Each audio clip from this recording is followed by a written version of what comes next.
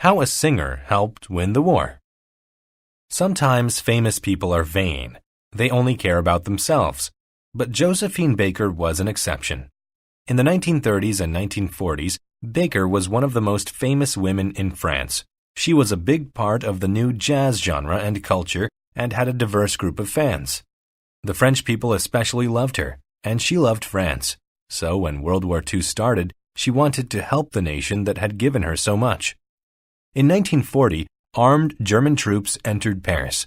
When this happened, some French people formed a secret alliance. It was called the French Resistance. The group worked for the defense of France. It helped the European and American armies fight the Germans.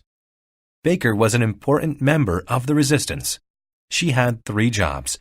The first was to carry messages to and from other members. The messages were written in code on her sheets of music. The second was to provide shelter and supply goods to resistance members. It would have been dangerous if the Germans found them. Baker's third job was the most important. Baker held concerts for European politicians and army members. She lured them in, promising an entertaining show. She enchanted them with her singing and dancing and got lots of applause. But Baker was always equipped with a small notebook at these concerts.